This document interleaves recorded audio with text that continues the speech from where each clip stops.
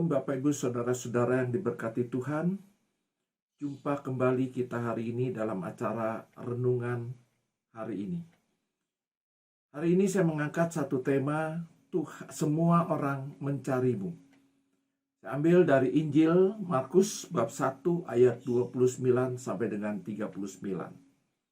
Injil Markus bab 1 ayat 29 sampai dengan 39. Saya bacakan untuk Bapak Ibu Saudara-saudara terkasih. Sekeluarnya dari rumah ibadat itu, Yesus bersama Yakobus dan Yohanes masuk ke dalam rumah Simon dan Andreas. Ibu mertua Simon terbaring karena demam. Mereka segera memberitahukan keadaannya kepada Yesus. Ia mendekat dan sambil memegang tangannya, ia membangunkannya, dan demam itu meninggalkan dia, dan perempuan itu melayani mereka. Menjelang malam, sesudah matahari terbenam, dibawalah kepada Yesus semua orang yang menderita sakit dan yang kerasukan setan. Seluruh penduduk kota itu pun berkerumun di depan pintu. Ia menyembuhkan banyak orang yang menderita bermacam-macam penyakit dan mengusir banyak setan. Ia tidak memperbolehkan setan-setan itu berbicara, sebab mereka mengenal dia. Pagi-pagi benar, waktu hari masih gelap, ia bangun dan pergi keluar. Ia pergi ke tempat yang terpencil dan berdoa di sana. Simon dan kawan-kawannya pun mencari dia. Ketika mereka menemukannya, mereka berkata kepadanya, "Semua orang mencari engkau." Jawabnya, "Marilah kita pergi ke tempat lain, ke kota-kota sekitar ini, supaya di sana juga aku memberitakan Injil. Karena untuk itulah aku telah datang." Lalu pergilah ia ke seluruh Galilea, memberitakan Injil dalam rumah-rumah ibadat mereka dan mengusir setan-setan. Demikianlah Injil Tuhan. Terpujilah Kristus. Bapak, Ibu, Saudara-saudara yang dikasihi Tuhan, di video saya yang lalu saya sudah bercerita bagaimana Yesus mengusir setan.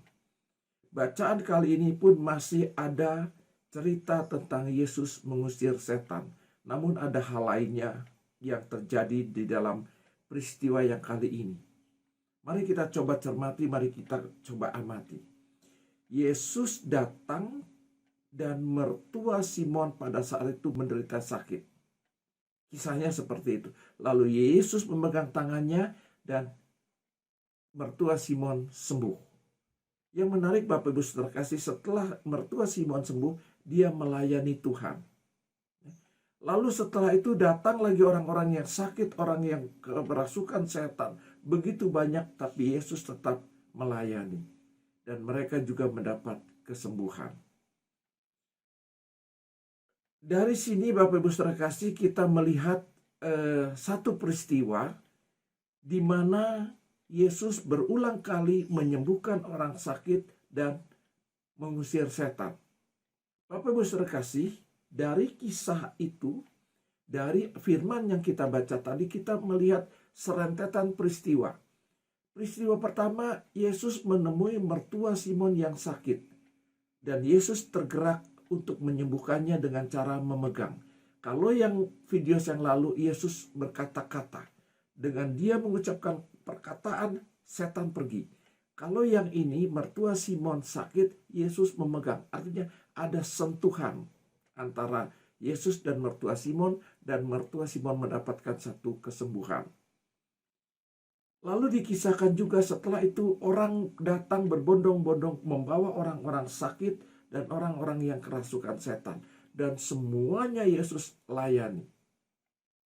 Bapak Ibu kasih, kita mau merenung malam hari ini atau sehari ini pada saat Bapak Ibu mendengarkan video ini. Kita merenung, apa yang sudah saya lakukan? Karena Yesus berkata di firman itu, "Aku datang untuk menyembuhkan orang." Di ayat 36, karena untuk itulah aku telah datang. Karena sebelumnya Yesus memberitakan Injil. Ya, di sana dikatakan, supaya di sana juga aku memberitakan Injil, karena untuk itulah aku datang. Bapak Ibu Saudara kasih, itu cara Yesus memberitakan Injil. Kalau kita lihat di 1 Samuel 3 ayat 1 sampai dengan 10, lalu dilanjut 19 sampai 20, kita melihat kisah bahwa Samuel dipanggil berkali-kali sampai 3 kali.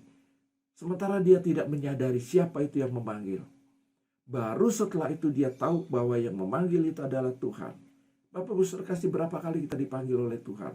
Berapa kali kita diundang oleh Tuhan untuk melakukan apa yang Tuhan lakukan? Apa yang Tuhan contohkan kepada kita?